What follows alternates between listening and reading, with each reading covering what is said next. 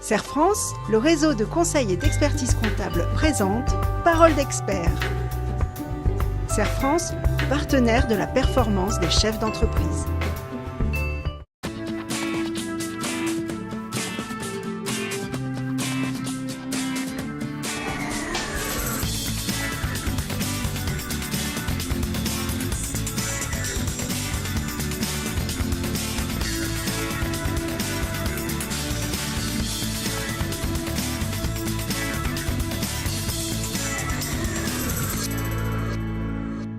Bonjour à tous, bonjour Christophe. Bonjour Bénédicte. Aujourd'hui, il est fréquent pour les entreprises françaises de travailler avec des fournisseurs ou des clients européens. Les transactions commerciales au sein de l'Union européenne sont naturellement soumises à des règles. Qui du vendeur ou de l'acheteur supporte la TVA? Quelles mentions apposer sur la facture? Les déclarations aux douanes sont-elles obligatoires? Nous vous apportons des réponses pour faciliter votre activité intracommunautaire.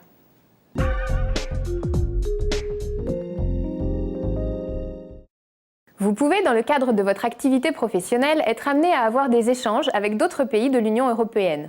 Soit parce que vous livrez des biens ou réalisez des prestations à destination de clients situés dans un autre État de l'Union européenne. Soit parce que vous-même achetez des biens ou des services à un fournisseur ou un prestataire établi dans un autre État membre. Lorsque ces échanges ont lieu entre professionnels assujettis à la TVA, que vous soyez fournisseur ou acheteur, vous devez respecter certaines règles, comme des mentions à faire figurer sur les factures et des obligations douanières.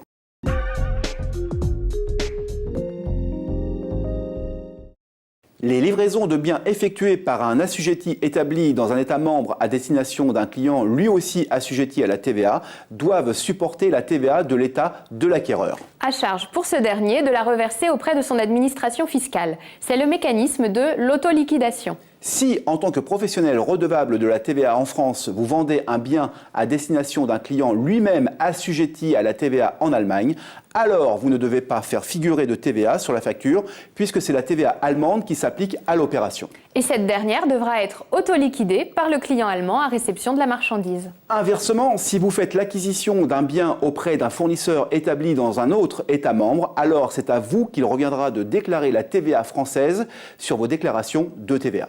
Veillez bien à avoir la preuve de l'expédition de la marchandise dans l'État membre de destination, afin de justifier auprès de l'administration fiscale que les biens vendus ont quitté le territoire français et sont de ce fait hors du champ d'application de la TVA française. Pour les prestations de services, il en est de même, sauf quelques exceptions, notamment les prestations se rapportant à un immeuble pour lesquelles c'est toujours la TVA du pays de situation de l'immeuble qui s'applique.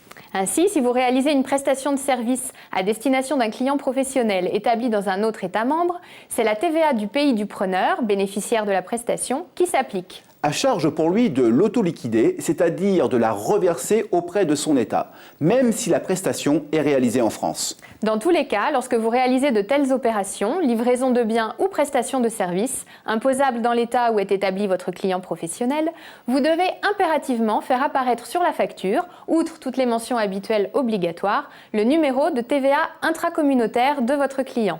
Et la mention autoliquidation pour les prestations intracommunautaires ou exonération de TVA, article 262, ter 1 du CGI, pour les livraisons intracommunautaires.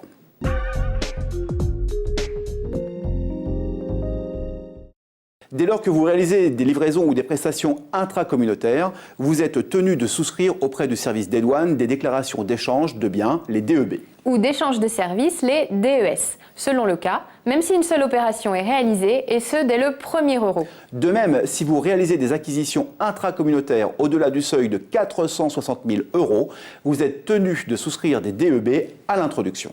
Veillez à bien respecter l'ensemble de ces obligations. À défaut, l'administration fiscale peut venir vous réclamer le versement de la TVA française et vous appliquer de lourdes pénalités. Nous espérons que ces conseils vous auront éclairé sur les règles concernant les transactions commerciales au sein de l'Union européenne. Et vous donnons rendez-vous le mois prochain pour de nouvelles Paroles d'experts.